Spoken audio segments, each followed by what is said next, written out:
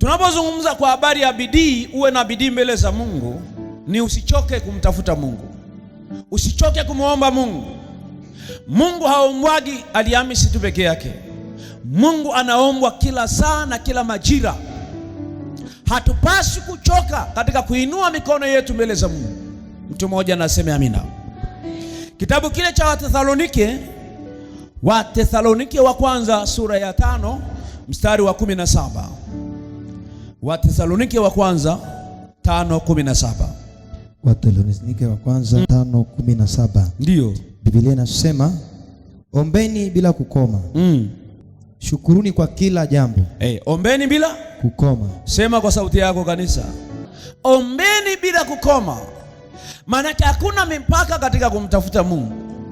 Yesu atusaidie sana.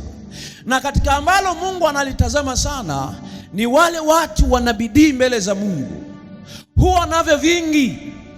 Huwa na vitu vingi vya kushuhudia kwa sababu wanamtafuta Mungu kwa bidii.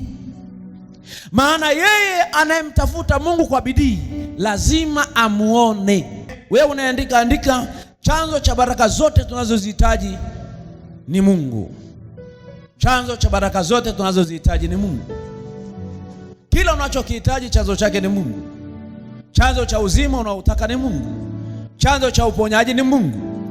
Chanzo cha kuongezeka ni Mungu.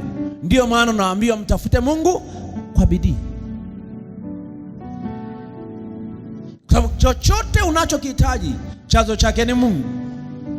Yesu atusaidie sana. Tokea nimejua siri hii, huwa sipungukiwi, huwa naongezeka. Kwa nini? Nimeshajua chanzo cha baraka zote ni Mungu. Kwa hiyo napaswa kuwa na bidii.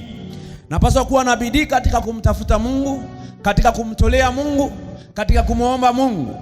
Na mimi nilikuambia, nimewahi kukufundisha huko nyuma, Mungu anataka mambo mangapi? Mambo matatu. Jambo la kwanza ni nini? Utakatifu. Jambo la pili sadaka. Jambo la tatu nini? Maombi. Na la nne ile na kuongezea na bidii. Uwe na bidii katika utakatifu, uwe na bidii katika kutoa sadaka, uwe na bidii katika kuomba. Mwambie mwenzako imeisha hiyo.